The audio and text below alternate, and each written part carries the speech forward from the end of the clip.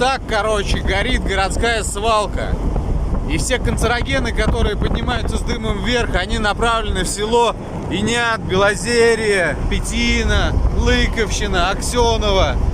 Из-за этого уровень заболеваемости онкологии очень велик. Но с этим, к сожалению, никто ничего поделать не может. Вот такое видео появилось недавно в социальных сетях о городской свалке Саранска, или, говоря официально, о полигоне твердых коммунальных отходов. Увидев его, мы решили сами убедиться, что там происходит. Подлетев ближе, большого столба дыма мы уже не заметили. Просто из земли кое-где шел дым. Но есть ли тут повод для оптимизма? Угроза миновала? Специалисты считают, что нет.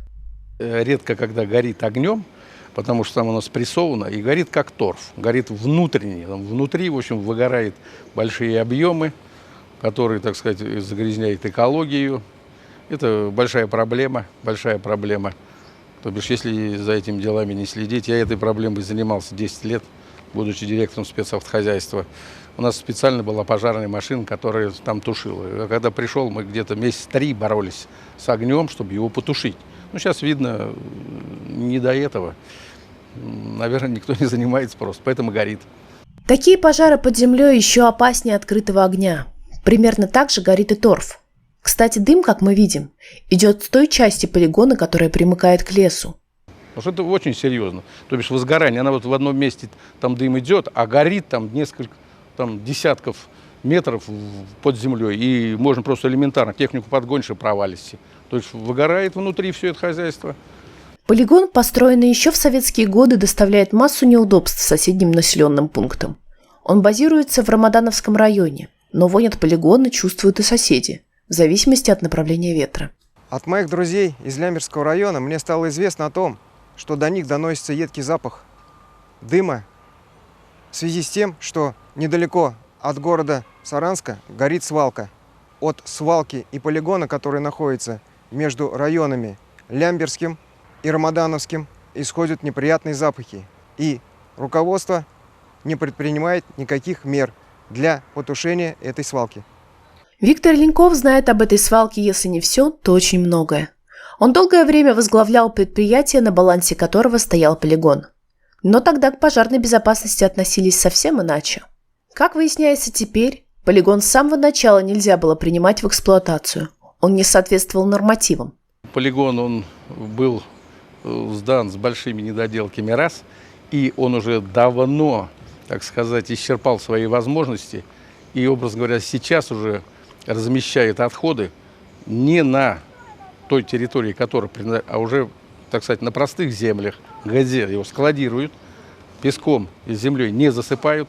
Все это гниение идет в почву, отравляется, в общем-то, вода грунтовая. И, значит, у нас в свое время были там специальные скважины, несколько десятков, которые наблюдали вот именно за этими грунтовыми водами, за их, так сказать, загрязнением. Но сейчас, наверное, никто этим не занимается, некогда. Деньги, деньги, деньги. Отходы давно уже попадают на те площади, где дно не выслано специальным покрытием. А значит, продукты разложения отравляют почву и воду. Вопрос строительства нового полигона обсуждается уже 15 лет. И безрезультатно. Как и тема переработки мусора. Ну, реально были, значит, организации, которые предлагали инвестиции в этот полигон по, значит, сортировке отходов и частичной там переработки, там же на полигоне. Но бывший руководитель служб заказчика запросил с них такие откаты, что они говорят, у нас в Москве столько не берут. Ее же сделали, сортировку, но ее сделали, во-первых, с большими отклонениями от норм, то бишь деньги были просто банально украдены.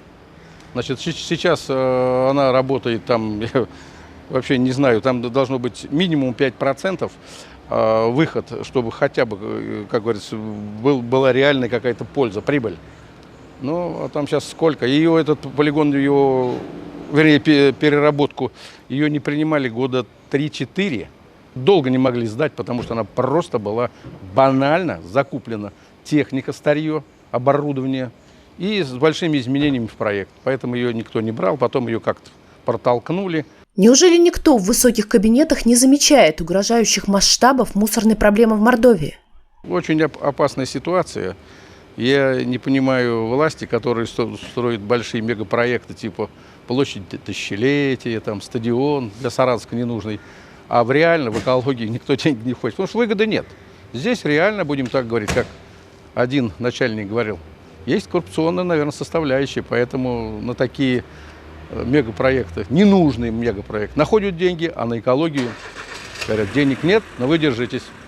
Пока же власть в России и в республике занята более актуальными с ее точки зрения темами. Например, вводит закон, запрещающий сжигать ветки на дачах. Мы сейчас вот приняли закон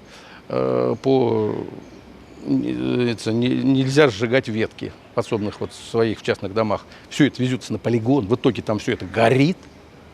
А что бы и не утилизировать, просто, образно говоря, на месте, в своем же дворе, там шашлыки, башлыки взяли, просто банально сожгли, да, выбросы там как бы есть проблема, но у нас сейчас миллионы гектаров леса горит, почему-то об этом никто не говорит. А если я на своем участке сожгу там пару кустов, то это, оказывается, такая проблема для экологии. И там он так забит, он переполнен, и мы еще туда добавляем.